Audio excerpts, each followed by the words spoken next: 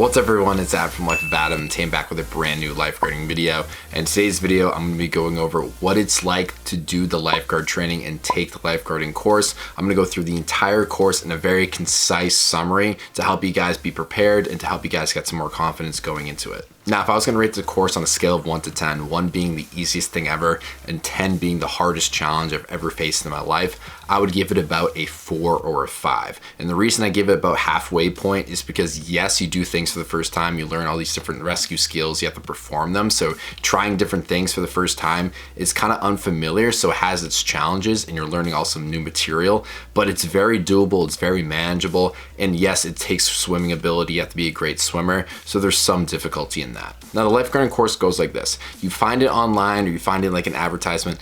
Whatever way you find out about it, could be on social media, it could be like a referral from a friend, or it could just be something you run across. You basically reach out to the instructor, email them saying you're interested, or you fill out an application online. You can pay online, or you can just bring an envelope to your first day of the class. Then you pay the instructor, and right away you do the pre-test, which is basically the treading water, the brick dive, and the 300-yard swim. And the reason why this happens is because you have to make sure you're a good enough swimmer, because being a lifeguard and performing all the rescues takes someone who can swim long distances, can like support themselves and support someone else at the surface of the water, so that's why you tread with no hands, and also someone who can go down to the bottom and save someone, which is why you do the brick dive, and can support them and kick on your back. So those are the reasons why those pre-tests exist, is just to make sure you're a good enough swimmer. Now you do those things right off the bat. It's like the first hour, you do the 300-yard swim, then you do the treading water, and then you do the brick dive. There might be like 2 to 5 minute break in between, but it's very important that you pace yourself and really focus on maintaining your stamina and your energy so that you can do all of them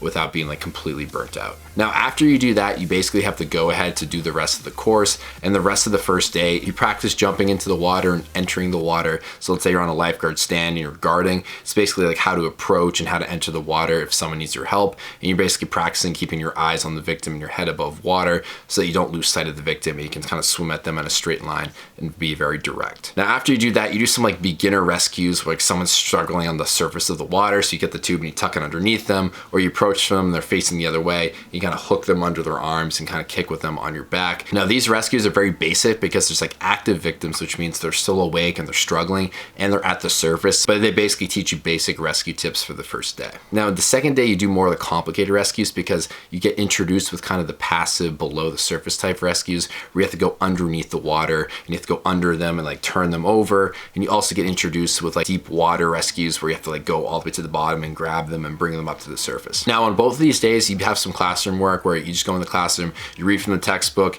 you'll be given some worksheets that you have to fill out, and basically they're just going to familiarize yourself with the course material and like the textbook and all that. So basically you just got to be on track of things and kind of skim in and read it and just make sure that you're on the same page with what's going on. But really those are like the first 2 days, basic rescues and the pre-test at the very beginning. Then the third and the fourth day, you do more of the complicated stuff, which is like the backboarding and the head, neck, and spinal injuries. So yes, you're still in the water, you're still performing rescues. And then you also start to do CPR and AED. So they take out the dummies, they teach you how to like interlock your fingers, do compressions, check for pulse and breathing, and do rescue breathing in a classroom setting. And you basically take notes, you write everything down. You also do some textbook work, but it's really just like memorizing the steps of CPR, memorizing the steps of rescue breathing, and just kind of figuring out what to do with first aid. Now, towards the end of the course is when you get tested. So you'll have the written test. You might have an online CPR AED test where you just have to do multiple choice online and the other half's in person. But for me, every single time that I've taken it, in terms of like recertification, it's always been like a 30 question multiple choice test, which includes some CPR AED, but it's mainly first aid and a lot of it's common sense. So you take that on the very last day for about like 2 hours. And if you get a B and higher, which is like an 80% and higher, you pass. Now also on the last day of course,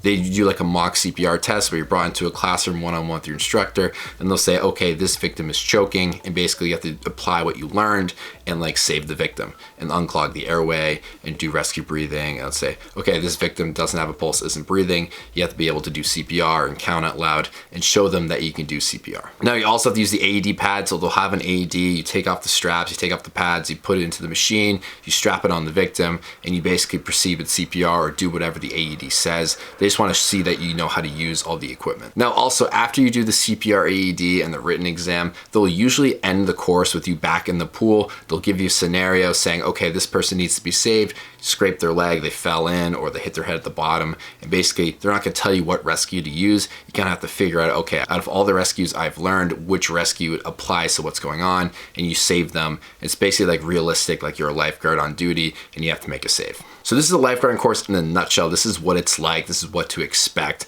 And I hope you guys found this very useful. This is a very concise summary of everything you need to know. It's a very doable process. I guarantee if you focus up, you're a good swimmer, and you practice, that you'll pass on your first try without any doubt. So I hope you guys enjoyed. Definitely like and subscribe if you're new to the channel. And I'll see you all in the next upload. Thanks so much for watching.